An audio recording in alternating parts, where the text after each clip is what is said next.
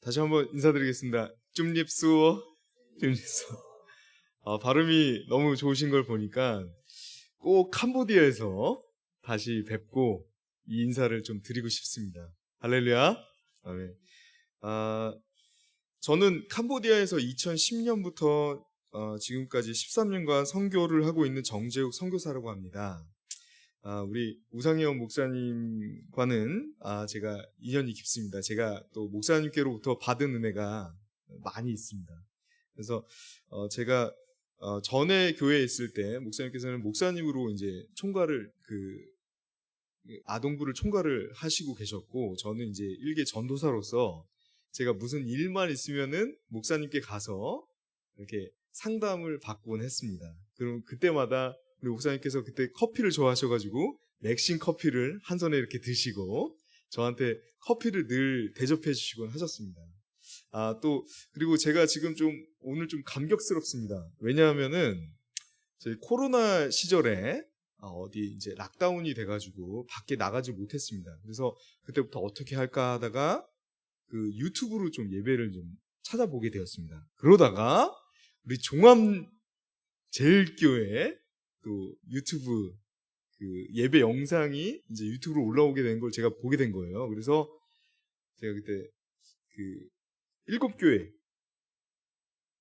에베소 교회 그때 있잖아요. 그때부터 저희 가족이 이 종암제일교회 유튜브로 예배를 같이 드리고 있습니다. 예. 그래서 제가 늘 볼 때마다 너무 신기한 거예요. 이렇게 보긴 하는데 뭐가 일렁일렁 거리는 거예요. 저건 뭔가 했더니 제가 오늘에 알았습니다. 이게 이게 아크릴 판이 이렇게 반사돼가지고 저게 이거였구나. 그게 이거였구나. 지금 알게 되었습니다.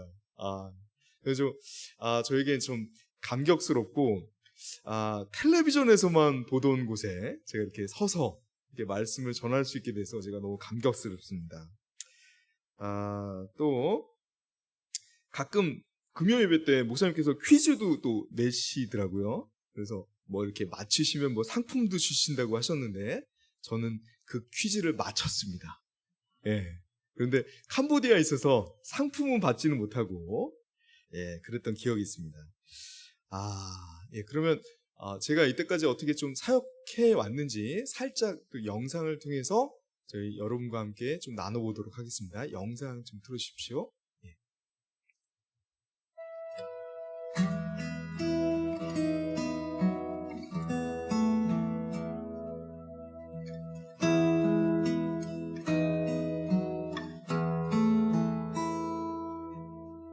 빛 되신 주 어둠 가운데 비추사 내 눈 보게 하셨네. 예배하는 선한 마음 주시고 참 소망이 되셨네. 나 주를 경배하리 엎드려 절하며 고백해 주 나의 하나님.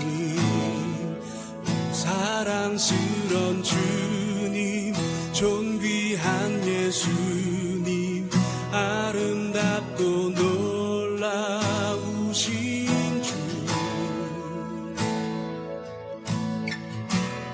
만유의 주 만유의 주 높임을 받으소서. 영광 중에 계신 주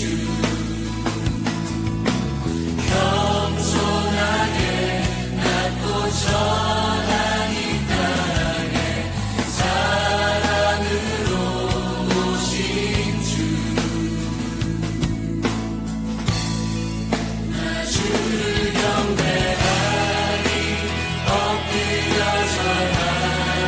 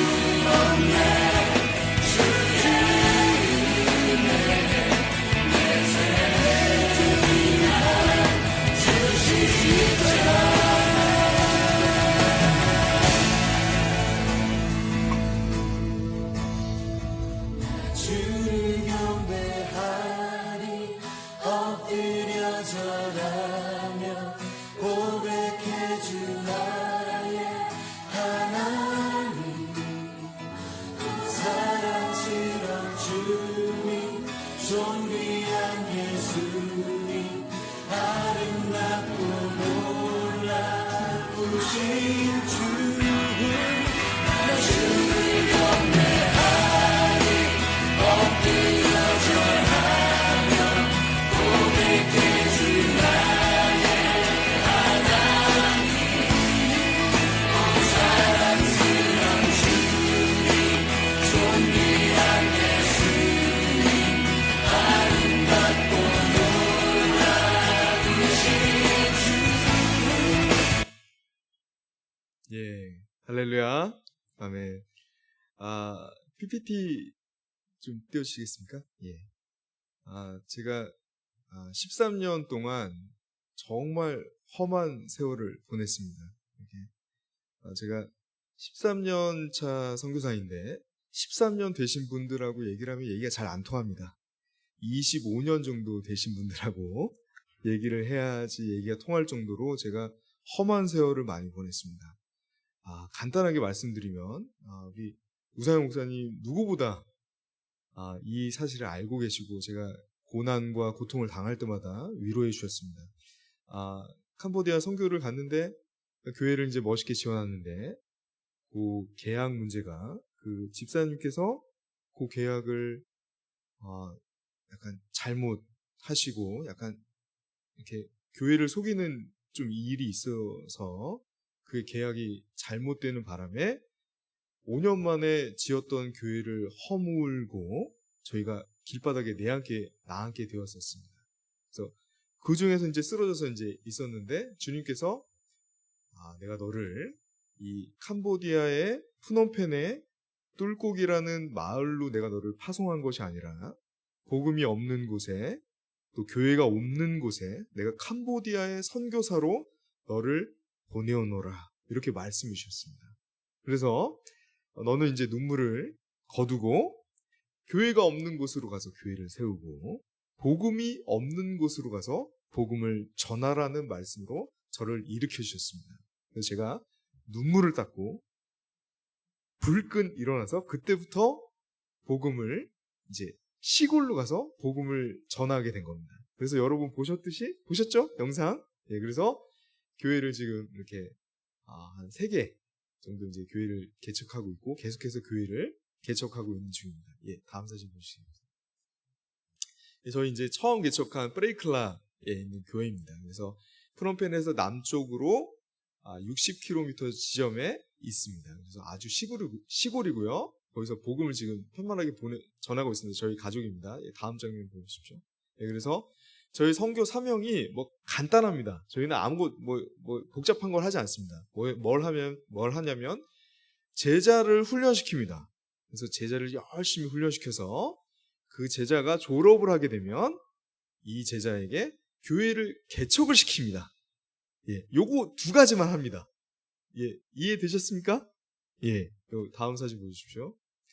그래서 저 앞에 있는 여자 전도사가 제가 13년 전에 만나서 열심히 훈련시킨 제자입니다. 그래서 지금 이 프레이클라 교회를 담당해서 사역을 하고 있습니다. 예, 다음 사진 보십시오. 예, 이렇게 그리고 요 앞에 있는 애들이 저 제자훈련 3기 애들입니다. 그래서 지금 1기, 2기, 3기, 4기까지 지금 훈련이 되고 있습니다. 그래서 제가 1기, 2기, 3기, 4기 다 훈련을 시키는 것이 아니고 선교의 목적은 이렇습니다. 선교사가 없어도 그 선교지가 잘 돌아가면은 선교가 성공한 겁니다. 그래서 제가 없어도 저는 1기를 가르치고 1기는 2기를 가르치고 2기는 3기를 가르치고 3기는 4기를 가르치고 이렇게 지금 제자훈련이 되고 있습니다. 그래서 앞에 지금 섬기고 있는 아이들이 아까 전에 보였던 리응 전도사가 제자훈련을 시켜서 지금 아이들이 섬기고 있습니다. 예, 다음 사진 보십시오. 예, 그래서 요 앞에 있는 아이들이 이제 섬기고 있고 지금 리응 전도사가 이제 가면은 거의 장로님처럼 되어서 뭐 아무것도 안 합니다. 이렇게 손으로 시킵니다. 그러면 아이들이 막 일사불란하게 지금 이렇게 잘 섬기고 있습니다. 네, 다음 사진 보십시오. 예, 이렇게 다음 사진 보십시오. 그리고 제가 많이 고민이 됐던 게 이 소그룹을 어떻게 할 것인가에 대해서 많이 고민을 하다가 제가 13년 동안 제가 찾았던 게 뭐냐면 좋은 성경 공부 자료를 찾아서 제가 13년 동안 헤맸습니다. 그런데 제가 13년 만에 알게 된 게 뭐냐면 제가 직접 만들지 않으면 제가 원하는 좋은 성경 공부 교재는 결코 나오지 않는다는 걸 제가 발견했습니다. 그래서 성경 공부 교재를 제가 직접 성경 연구를 해서 그 성경 교재를 가지고 1기 아이들에게 가르칩니다. 그러면 1기 아이들이 2기 아이들을 가르치고 2기 아이들이 3기 아이들에게 가르치고 3기 아이들에게 리더들한테 가르쳐서 지금 리더들이 지금 아이들에게 동일하게 성경 공부를 가르치고 있습니다. 저기 보이시죠? 예. 집중하고 있는 뒷모습 보이십니까? 예, 저게 신기한 모습입니다. 예, 말씀이 지금 들어가고 있는 겁니다. 예, 다음 모습. 예. 그리고 이 캄보디아에서 이제 그 락다운이 걸려가지고 교회에 못 나오는 상황이 됐습니다. 그래서 제가 제자 훈련된 아이들을 각자 집으로 파송했습니다. 우리가 뭐 어떻게 예배를 드릴 수가 없으니까 이제는 니네 각자 집으로 가서 집에서 교회를 개척해라. 거기 동네 아이들 전도해서 니네 집에서 니네 각자가 예배를 인도해라 라고 제가 명령을 했습니다. 그러고 나서 과연 이게 될 것인가? 저도 이제 믿음이 없었죠. 이게 되겠어? 이제 그랬는데 코로나가 끝나고 나니까 애들이 저렇게 예배를 드리고 있는 거예요. 네. 각자 자기 집에서 교회를 개척해서 동네 아이들 모아서 예배를 드리고 있는 겁니다. 보이시죠? 예, 다음 사진 보이세요? 예, 여기 집이 있으면 뒷마당에 이렇게 물을 이렇게 모아놓은 데가 있고 거기 원두막 같은 데가 보통 다 집마다 있습니다.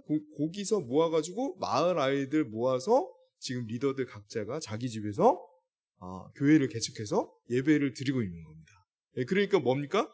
예, 이제 코로나가 끝났으니까 주일날 예배 와서 오전에 같이 이제 예배 드리고 흩어져서 밥 먹은 다음에 각자 집에서 또 전도해 가지고 지금 예배를 그렇게 드리고 있는 겁니다.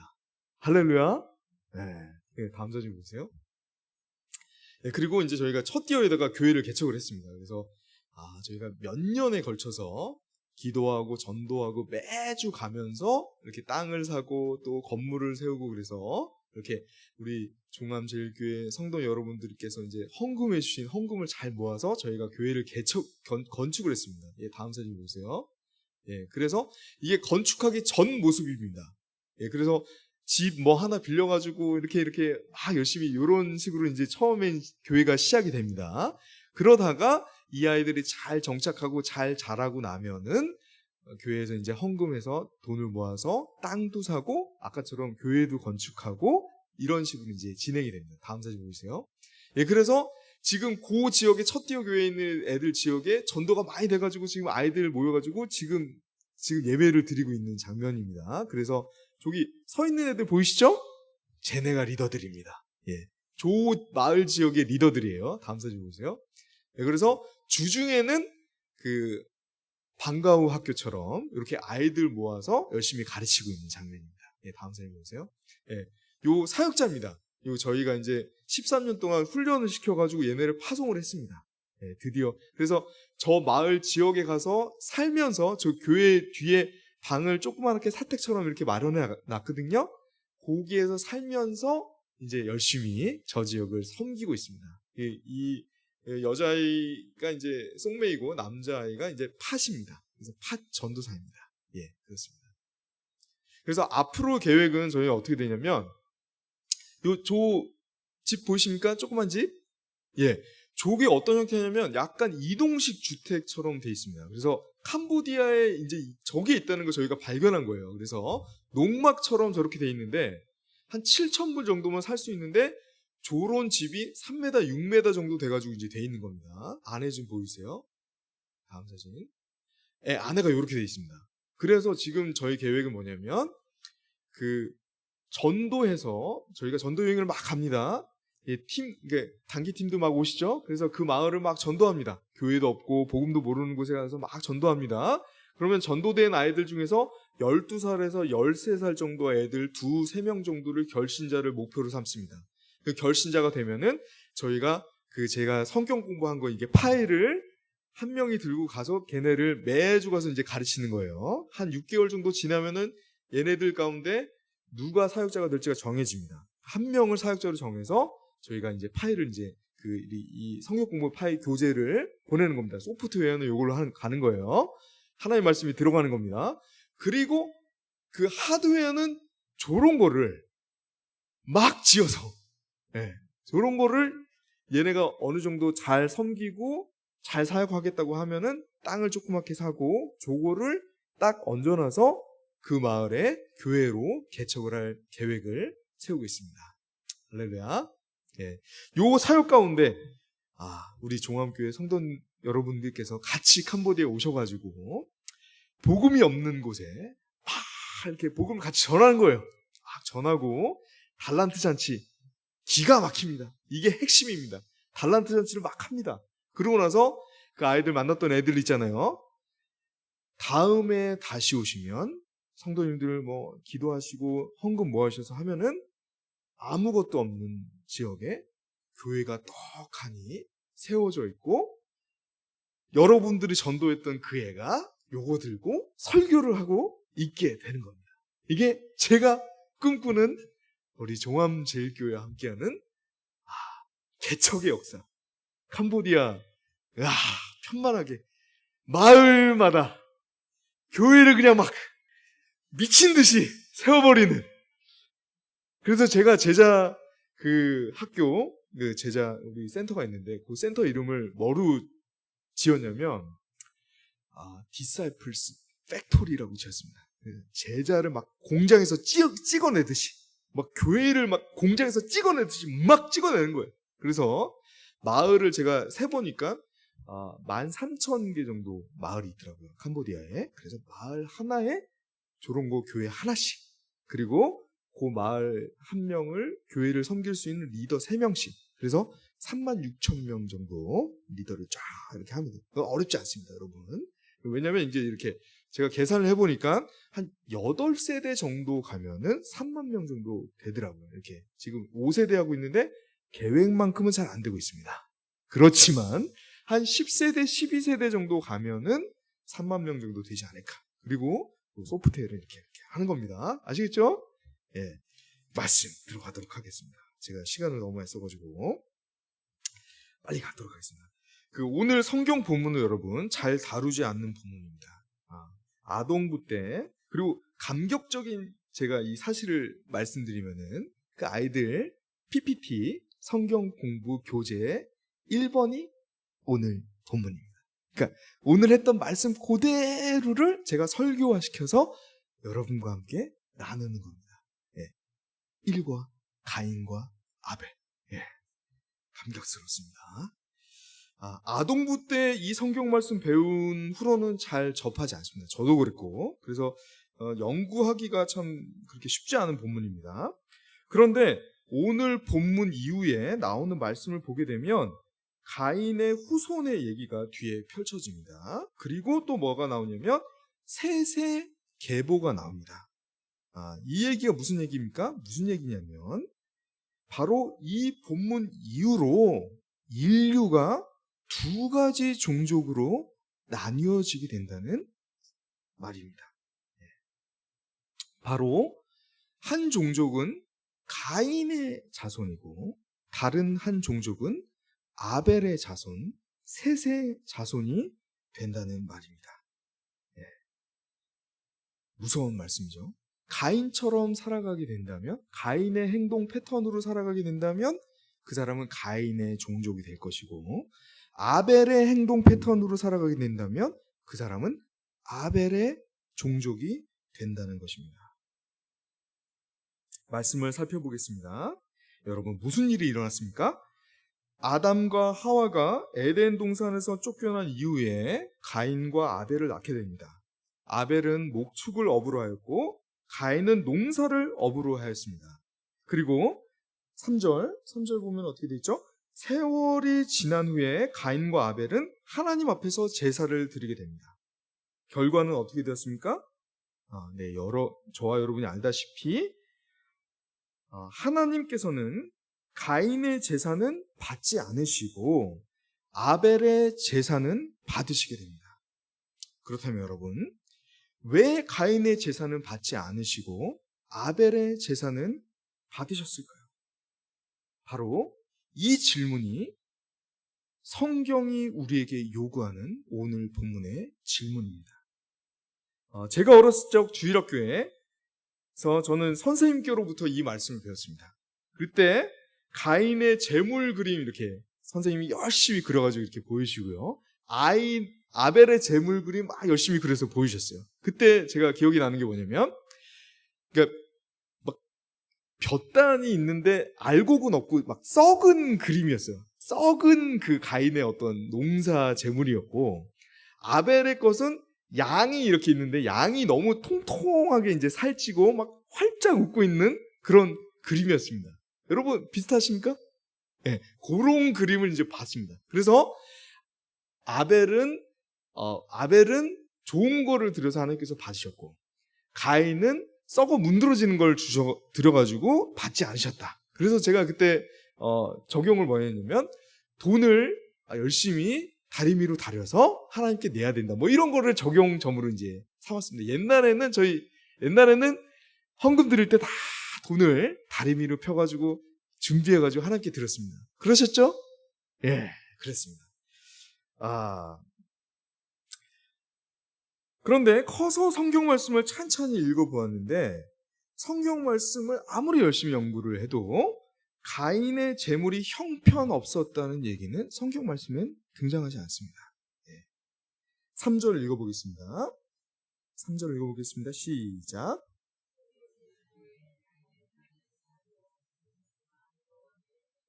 예, 그렇죠. 그리고 4절 읽어보겠습니다. 4절 시작.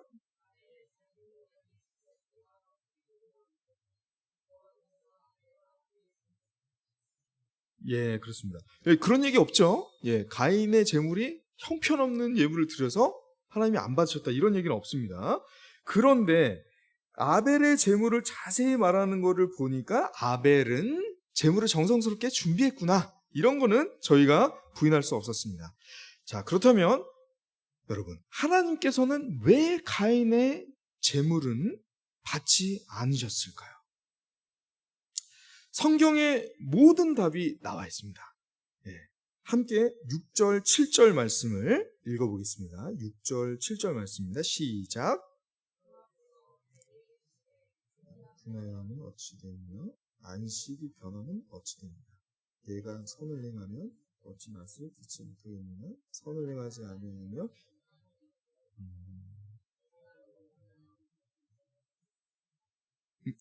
저희가 힌트를 얻을 수 있는 부분이 바로 이 부분입니다. 여러분, 분위기가 어떻습니까? 하나님께서 가인을 책망하고 계십니다. 혼내고 있다는 거죠. 그 혼내는 내용이 무엇이냐면, 그러니까 무슨 얘기죠? 하나님께서 이 책망의 이유 때문에 가인의 재물을 받지 않으신 것으로 저희는 유추를 해볼 수 있습니다. 그렇다면 정확한 책망의 이유는 여러분 무엇이었을까요? 성경이 이렇게 얘기하고 있습니다. 선을 행하면 어찌 낯을 들지 못하겠느냐? 그러니까 하나님께서 이렇게 얘기하신 겁니다. 가인아, 내가 선을 행하지 않아서 너의 제사를 받지 않았다, 이렇게 얘기하신 거죠. 그렇다면 여러분, 가인은 어떠한 선을 행하지 않았을까요? 그것은 저희가 4절 말씀에서 그 원인을 찾아볼 수 있습니다. 4절 말씀 다시 한번 읽어보겠습니다. 시작. 저기도.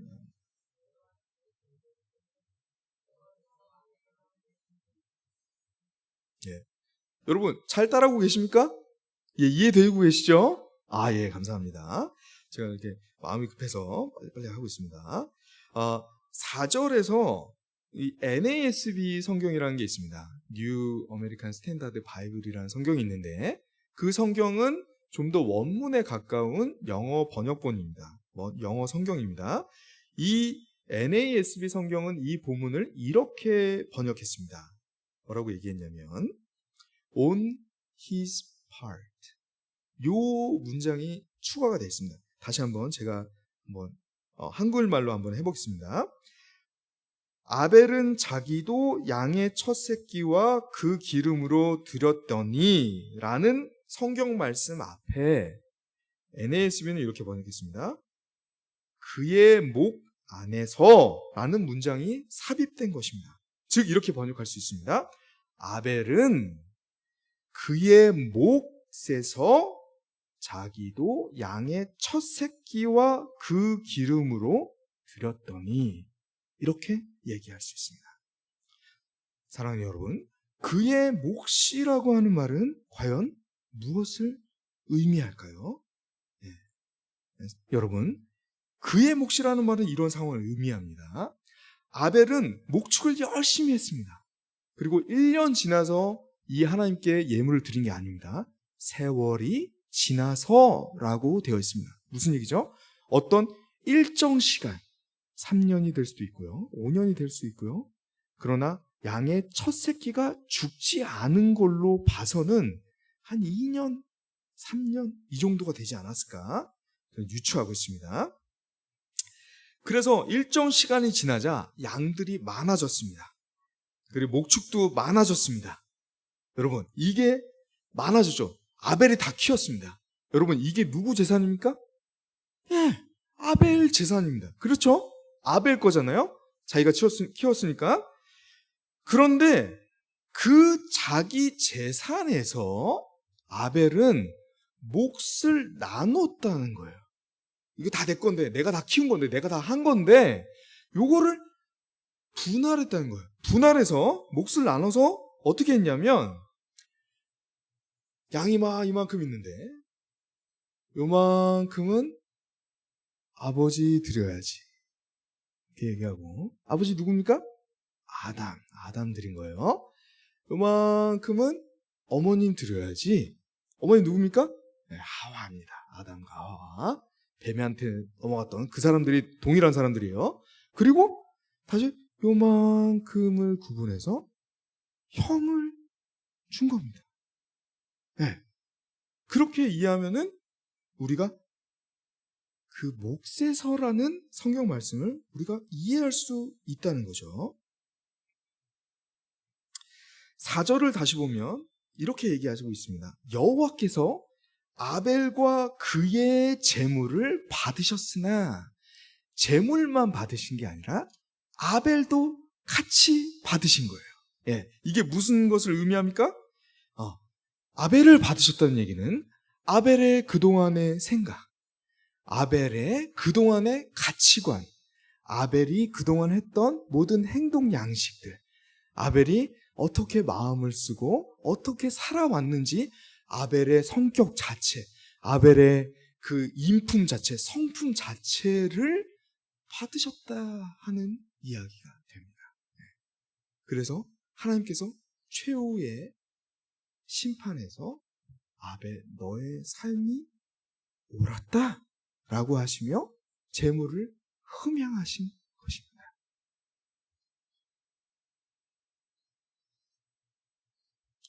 그의 삶을 보시고 내가 사람을 이렇게 살아가라고 창조하였다. 나의 창조의 원래 뜻이 이 아벨의 삶이다 라고 공표하신 것입니다. 또한 아벨은 자기가 얼마나 하나님을 사랑하는지, 아끼는지, 감사하는지에 대한 마음을 제물로 표현하였습니다. 그래서 그의 제물을 받으신 것입니다. 선을 행하는 것은 하나님께서 받으시는 예물은 하나님께서 받으시는 예배는 이렇게 요약할 수 있습니다. 하나님을 사랑하고 이웃을 사랑하는 우리의 행동, 양식. 내 마음을 다하고 목숨을 다하고 뜻을 다하고 힘을 다하여 주 너의 하나님을 사랑하라 하신 것이요. 둘째는 이것이니 내 이웃을 내 자신과 같이 사랑하라 하신 것이라. 이 말씀을 예수님께서 갑자기 하신 말씀이 아닙니다. 예수님께서는 구약의 선지자들의 모든 구약의 성경 말씀을 이 한 문장으로 요약하셨습니다. 뭐죠? 창조 때부터 이 말씀이 하나님의 뜻으로 이 세상이 만물이 우리가 창조된 이유가 바로 이것이라는 것입니다. 반면에 가인은 자기의 것을 나누지 않았습니다. 열심히 자기가 땀을 흘려 벌은 것은 자기만의 것이었습니다. 우리와 참 비슷한데, 그렇죠? 내가 열심히 벌은 것, 내 거 아닙니까? 여러분, 12절 한번 읽어볼까요? 12절 같이 한번 읽어보겠습니다. 시작. 내가 밭을 갈아도 땅이 다시는 그 효력을 내게 주지 않을 것이요 너는 땅에서 피하며 유리하는 자가 되리라. 사랑하는 여러분, 주님께서 허락하지 않으시면 우리가 미친 듯이 땀을 흘리고 노력하고 긁어내어도 땅은 그 효력을 우리에게 내지 않습니다.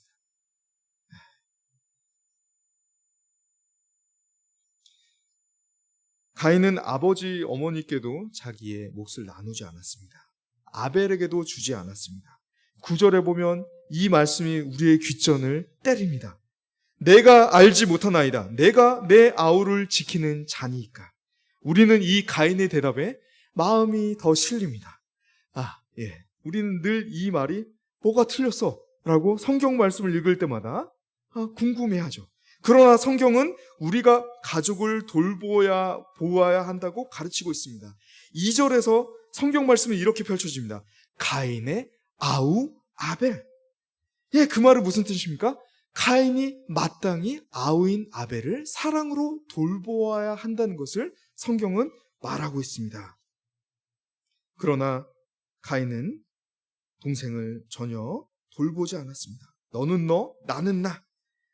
왜 내 인생에 걸리적거리냐? 이러한 가치관, 생각, 삶의 방식으로 인하여서 하나님께서는 가인을 받지 않으셨습니다. 가인의 재물은 아벨의 것보다 훨씬 아름답고 클 수도 있습니다. 그러나 하나님을 사랑하는 마음을 담기보다는 삶 속에서 형제를 섬기고 사랑하는 삶을 살기보다는 자기의 체면만을 세울 것을 생각하였습니다. 5절에 안색이 변한다는 말을 정확히 번역하면 이렇습니다. 얼굴이 떨어진다. 체면이 상하다라는 말로 우리는 더 정확하게 번역을 할 수 있을 것 같습니다. 가인은 자신의 체면을 세우기 위해서, 을스되기 위해서 하나님께 예물을 드린 것입니다. 멸망당할 가인의 자손들의 특징은 체면을 중요시합니다. 사랑하는 여러분, 우리는 왜 이렇게 되었을까요? 왜 이렇게 인색하고 옹졸하고 속이 요만하게 되어서 뭔가 나를 공격하면 내가 그것에 대해서 동일한 공격을 하려고 하는 것일까요? 우리가 받은 월급에서 부모님께 내어드리는, 당연히 드려야 되는 것들에 대해서 우리는 왜 벌벌 떨게 되었을까요? 어려운 형제를 도와주는 것에 대해서 우리는 왜 이렇게 인색하게 되었을까요? 가인의 후손처럼 왜 우리는 이렇게 살고 있는 것일까요? 하나님으로부터 그렇게 많은 은혜와 능력을 받았음에도 불구하고 주님께 드려지는 예물은 왜 그렇게 한 번 더 우리는 더 생각해서 이렇게 드리게 되는 걸까요? 사랑하는 여러분, 그 이유는 한 가지입니다. 나도 나누고 싶은데 나누면 내 것이 자꾸 줄어드는 것을 알고 있기 때문입니다. 당장 내 삶이 쪼들린데 여기서 또 나누면 내 삶은 더 쪼들리게 될 것을 우리는 알고 있기 때문입니다. 그래서 나누기가 정말 힘이 든 것입니다. 재정도 시간도 가족에게 나누기 힘듭니다. 하나님께도 드리기도 힘듭니다. 이웃에게는 말할 것도 없습니다. 선교는 먼 얘기가 되어버렸습니다. 생각하면 생각할수록 아벨은 대단하게 느껴집니다. 어떻게 아벨은 이런 행동을 할 수 있었을까? 여러분 생각해 보셨습니까? 아벨은 형 가인이 자기에게 밤톨 하나, 한 톨에 이삭도 나눠주지 않았음에도 불구하고 양을 나누어 줬습니다. 어떻게 이런 삶을 살 수 있었을까요? 이렇게 행동한 아벨의 마음을 유추해 볼 수 있는 다른 성경이 있습니다. 히브리서 11장입니다. 히브리서 11장 4절 제가 대표로 읽겠습니다. 믿음으로 아벨은 가인보다 더 나은 제사를 하나님께 드림으로 의로운 자라 하시는 증거를 얻었으니 하나님이 그 예물에 대하여 증언하심이라. 그가 죽었으나 그 믿음으로써 지금도 말하느니라. 아멘. 예, 아벨은 믿음으로 더 나은 제사를 하나님께 드렸다라고 성경은 말씀하고 있습니다. 무슨 얘기입니까? 아벨은 믿음이 있었기 때문에 자기의 것을 나눌 수 있었다고 말하고 있는 것입니다. 그렇다면 여러분, 과연 믿음이라는 것, 그 아벨이 갖고 있는 믿음이라는 것은 무엇을 의미할까요? 저도 어렸을 적부터 이 믿음이 무엇인가에 대해서 많은 고민을 해왔습니다. 그 답은 1절에 있습니다. 1절 찾으신 분들은 같이 읽어보고 저와 함께 한번 읽어보겠습니다. 시작. 믿음은 바라는 것들의 실상이요 보이지 않는 것들의 증거니. 예, 여러분 무슨 뜻이죠? 저 어렸을 때부터 이 말씀 많이 읽었는데 무슨 소리야? 이게 무슨 소리지? 하고 이 세월을 살아왔습니다. 오늘 본문이 뜻하는 것은 이것입니다. 가인과 아벨의 얘기로 믿음의 뜻이 정확해졌습니다. 믿음은 무엇입니까? 믿음은 내 마음과 시간과 돈을 하나님과 가족과 이웃을 사랑하는 데 써서 쪼그러들지만 하나님께서 더 넘치게 채워주실 것을 확신하는 것입니다. 확신하는 것입니다. 내가 그것을 받아들이는 것입니다. 아, 그렇구나. 그런 것이구나. 우리는 믿음이 없어서 이때까지 사랑을 못 해왔던 것입니다. 하늘의 하나님께서 늘 말씀하십니다. 내가 채워줄게. 제발 나를 믿어라. 우리가 믿음의 길을 걸으면 어떻게 됩니까? 믿음으로 선을 행하며 마음이 넉넉해지고 기쁨이 흘러넘치고 하나님 앞에서 얼굴을 떳떳하게 들 수 있고 하나님께 보상을 받게 됩니다. 믿음의 기도응답을 받게 됩니다. 믿음이 없이는 하나님을 기쁘시게 못하나니 하나님께 나아가는 자는 반드시 그가 계신 것과 또한 그가 자기를 찾는 자들에게 상 주시는 이심을 믿어야 할지니라. 캄보디아 선교가 쉽지 않았습니다. 팥이라고 하는 애를 제가 13년 전부터 그 코코넛 따러 다니는 아이였습니다. 제가 만나서 복음 전하고 막 가르쳤습니다. 공부도 못하는 애를 막 가르쳐서 10시간을 앉아서 가르치고 또 그 가르침이 끝나면은 또 신학교를 보내주었습니다. 재정을 또 헌금을 모아가지고 신학교를 보내주고 또 오토바이가 없다 그래가지고 제가 또 기도 편지를 써가지고 1,500불이나 되는 헌금을 모아가지고 오토바이를 사주었습니다. 예, 그리고 또 결혼을 또 시켜야 됩니다. 결혼해야 된답니다. 결혼하려면 3,000불이 필요하답니다. 제가 기도 편지 막 써가지고 3,000불을 모아서 걔를 주었습니다. 사랑하는 여러분, 이 정도 해줬으면 밥은 한번 사야 되는 거 아니겠습니까? 밥을 한번 안 사더라고요. 밥을 안 사요. 그래서 제가 하나님 앞에 막 울부짖으면서 주님, 제가 13년 했는데 밥 한 끼 얻어먹지 못했습니다. 이럴 수가 있습니까? 했더니 그 다음 주에 교회에 가는데 요 팥이 로크루가 이제 선생님, 목사님 이런 뜻입니다. 목사님 하면서 저한테 뭐를 하나 내미는 거예요. 뭔가 하고 봤더니 바카스 한 병을 저에게 내미는 거예요. 캄보디아는 이런 게 아닙니다. 한국처럼 귀여운 사이즈가 아니에요.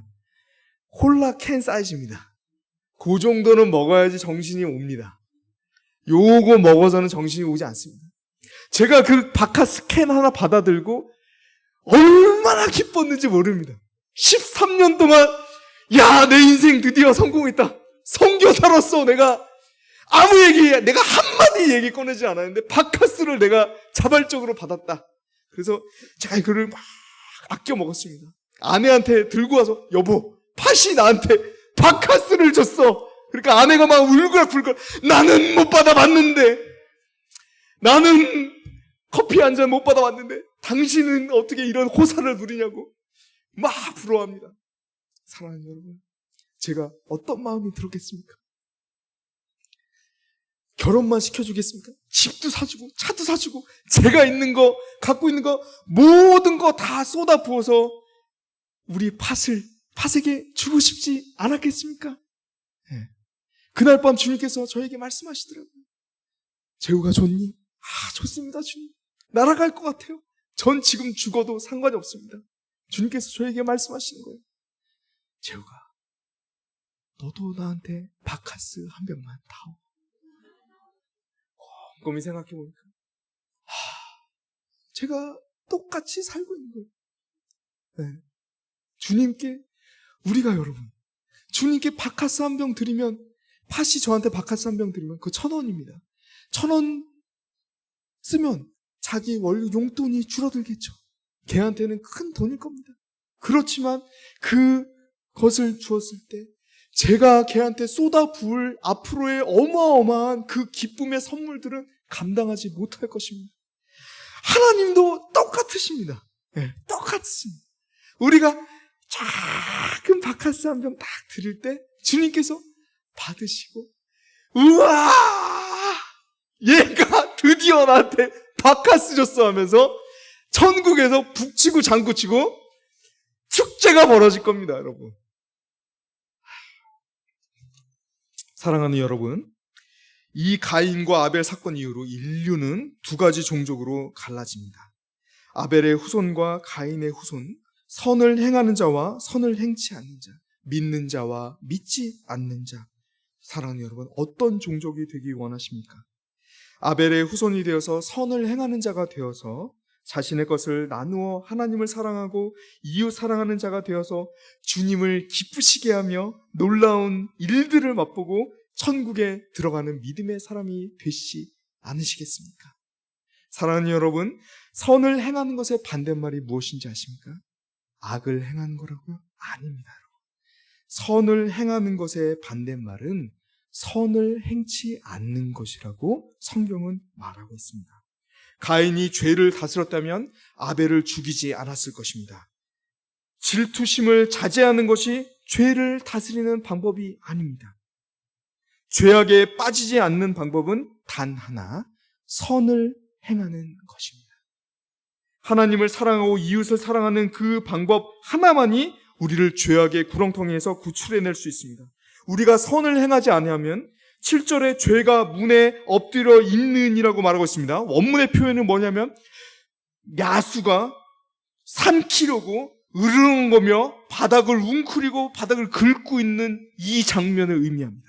우리가 선을 행하지 않으면, 우리의 작은 것을 들어서 이웃과 나누지 않고 가족과 나누지 않고 하나님께 드리는 그 일들을 우리가 멈춘다면, 하지 않는다면 죄가 우리를 삼키려고 야수처럼 으르렁거리고 있다는 겁니다. 그 다음에 나오는 게 뭔지 아십니까? 또 그 상태에서 선을 행하지 않으면 죄가 너를 원하나라고 말하고 있습니다. 그것은 무엇입니까? 죄가 우리를 미친 듯이 사랑해서 겁탈하여 한 몸이 되는 상태를 원문은 이야기하고 있는 겁니다. 우리를 완전히 잡아먹는 거죠. 죄와 우리가 한 몸이 되는 것입니다. 그리고 또 선을 행치 아니하면 우리는 완전히 죄에 씌어서 가인과 같이 사람을 죽이게 되는 것입니다. 바로 이것이 우리의 속이 좁아지는 이유입니다. 우리의 마음이 매몰차지는 이유입니다. 정서적으로 우리가 사람들을 죽이고 다니는 이유인 것입니다. 사랑하는 여러분, 코로나 시대여서 현장 예배에 우리가 못 오시는 분 계실 겁니다. 또 여름 사역이 또 진행이 되고 있습니다. 그렇지 않습니까? 기도하셨듯이 여름 사역이 진행되고 있습니다. 각종 수련을 통해서 다음 세대를 키우는 일에 사람이 필요합니다, 여러분. 주님께서 바카스 한 병이 필요합니다. 내가 시간이 없고, 시간이 없어요. 목사님 죄송합니다. 집사님 죄송합니다. 장로님 죄송합니다. 시간이 없어가지고 뭐 못하겠습니다. 다른 거 원하는 게 아니에요. 바카스 한 병, 작은 시간을 들을 때 주님께서 그것을 받으시고 이 온 천하 만물을 주님께서 창조하신 그 원리대로 이끌어 가실 수 있으신 것입니다. 그 여러분의 작은 바카스 한 병을 통해서 이 종암제일교회를 부흥시키고 이 지역을 온전히 복음화시키고 이 한국 땅을 변화시키고 이 온 세계를 바꾸어 가실 것이라는 것입니다. 사랑하는 여러분, 내 것을 나누지 못해서 가인처럼 사시겠습니까? 아니면 주님께서 채워주실 것을 믿음으로 우리가 수납하고 아벨처럼 살아가시겠습니까? 이것이 저와 여러분을 이 땅에 보내신 하나님의 뜻입니다. 믿음으로 사랑하는, 믿음이 있어서 사랑할 수 있는 저와 여러분 되시기를 주님의 이름으로 축원합니다. 기도하시겠습니다.